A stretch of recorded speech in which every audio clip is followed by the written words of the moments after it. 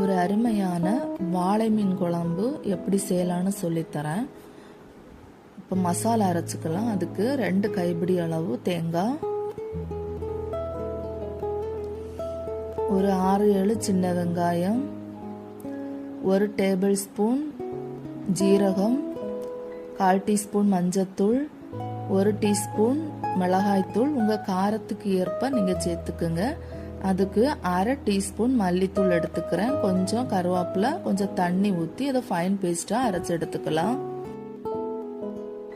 குழம்புக்கு ஒரு எலுமிச்சம்பழம் சைஸு புளி எடுத்து அதை தனியாக கரைச்சி வச்சுக்கலாம். இப்போது இந்த ஃபைன் பேஸ்ட்டாக அரைச்ச மசாலாவில் ஒரு தக்காளி கூட ஆட் பண்ணி அதையும் அரைச்சி எடுத்துக்குங்க.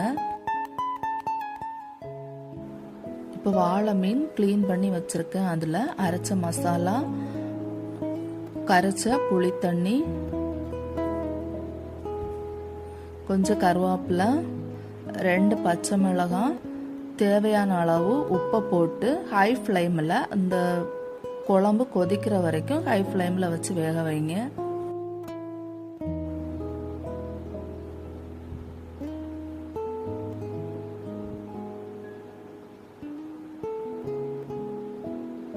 குழம்பு இந்த அளவுக்கு கொதி வந்ததுக்கப்புறம் மீடியம் ஃப்ளேமில் வச்சுக்கிட்டு ஒரு 15 நிமிஷம் வேக வச்சு எடுத்துக்கலாம்.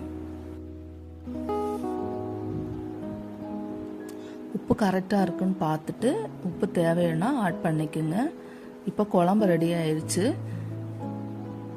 இப்போ குழம்புல தாளித்து ஊற்றிடலாம். அதுக்கு கொஞ்சம் எண்ணெய், கொஞ்சம் கடுகு, கொஞ்சம் வெந்தயம், சின்ன வெங்காயம், கருவேப்பிலை, காஞ்ச மிளகு போட்டு அதை தாளித்து குழம்புல ஊற்றிடலாம்.